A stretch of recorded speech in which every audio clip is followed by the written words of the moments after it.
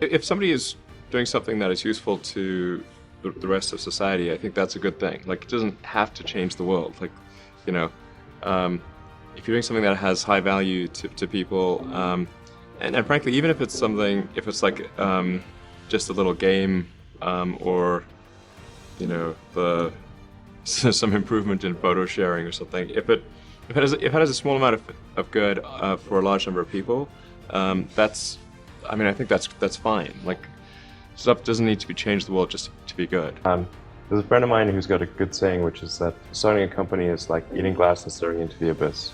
Okay, that's generally what happens, because when you first start a company, there's lots of optimism and things are great, and then so happiness at first is high. Then you encounter all sorts of issues, and happiness will steadily decline, and then you'll go through a whole world of hurt. And then eventually, if you succeed, and in most cases you will not succeed, and Tesla almost didn't succeed, came very close to failure. Then if you succeed, then after a long time you will finally get back to happy premises. That may seem like a really simple thing to say, but most people don't do that. So it's really the foundation of rational thought. So we did all that and then failed 3 times. It was tough going. Because the thing about a rocket is that the passing grade is 100%. You don't get to actually test the rocket in the real environment that it's going to be in.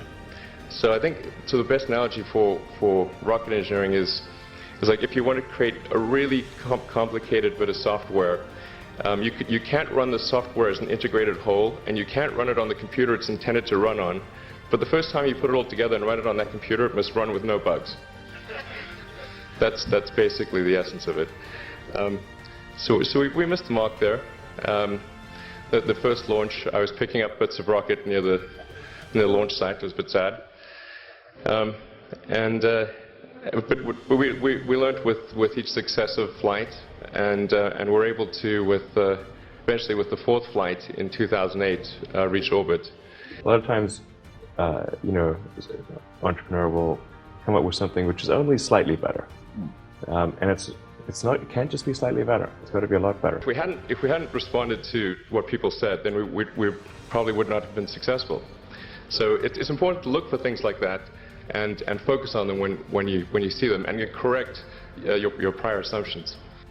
A well thought out critique of whatever you're doing is as valuable as gold.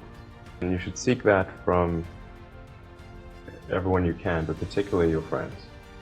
Your friends know what's wrong, but they don't want to tell you because they don't want to hurt you. You should take the approach that you're wrong. You know, that you, the entrepreneur, are wrong. Your goal is to be less wrong. So I don't know what are they afraid of? They're mostly afraid of failure, I think, or Yeah. But people should be less risk averse when there's not much at risk. You also need to be able to bring a lot of people together to work with you to create something, because it's very difficult to do something as an individual if it's a significant technology. Creating a company, or if you're joining a company, the most important thing is to attract great people. So either join a group that's amazing, that you really respect, or if you're building a company, you've got to gather great people. I mean, all a company is a group of people that have gathered together to create a product or service. Do everything you can to gather great people if you're creating a company. How talented and hardworking that group is, and the degree to which they're focused cohesively in a good direction, that will determine the success of the company. It really wasn't from the perspective of what's the rank-ordered best way to make money, which is okay, but it was really what I think is going to most affect the future of humanity. There's no way one could possibly start a rocket company. I wasn't that crazy, but then I thought, well, what is a way to increase NASA's budget? That was actually my initial goal. I tell you, it was very weird going there in late 2001, 2002, going to the Russian rocket forces and saying, I'd like to buy 2 of your biggest rockets, but you can keep the nuke. That's a lot more. They thought I was crazy, but I did have money, so that was okay.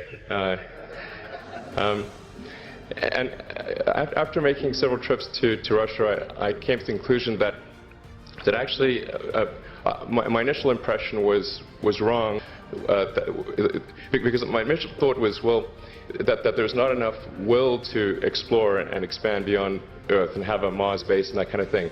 But I came to the conclusion that was wrong. In fact, there's plenty of will, particularly in the United States, because the United States is a nation of explorers, of people who came here from other parts of the world. I think the United States is really a distillation of the spirit of human exploration.